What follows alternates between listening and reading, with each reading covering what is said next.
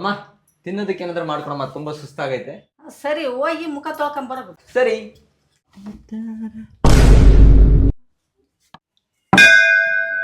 ಯಾರೋ ಬಂದಂಗಾಯ್ತು. ಅಮ್ಮ ಯಾಕೋ ಏನಾಯ್ತು? ಅಮ್ಮ ನನ್ನ ರೂಮಲ್ಲಿ ಯಾರೋ ಆಂಟಿ ಇದಾರೆ ಕಣಮ್ಮ. ಅದು ಆಂಟಿ ಅಲ್ಲ ಕಣೋ, ನಿಮ್ಮ ಅತ್ತೆ ಮಗಳು ದೀಪ. ದೀಪನ ಯಾವ್ದೋ ಕಾಡ್ ಪಾಪನ, ನಂಗೇನೋ ಹೋಗ್ಲಿ. ಅವಳ್ಯಾಕೆ ಇಲ್ಲಿದ್ದಾಳೆ? ಅವಳು ಓದ್ತಿರೋದು ನಿನ್ ಕ್ಲಾಸೆಯ. ಅದಕ್ಕೆ ಅವಳು ಓದೋದ್ರಲ್ಲಿ ವೀಕ್ ಇದ್ದಾಳಂತೆ. ಓದೋದ್ರಲ್ಲಿ ವೀಕಾ? ಅದಕ್ಕೆ ಅವಳ್ಯಾಕೆ ತನ್ನ ರೂಮಲ್ಲಿ ಇದ್ದಾಳೆ?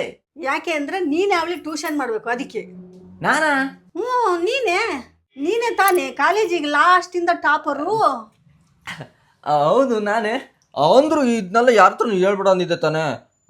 ಹಾ, ಲಾಸ್ಟ್ ಇಂದ ಟಾಪರ ಇದೆ ಮಗ್ನೆ ನಿಂಗೆ.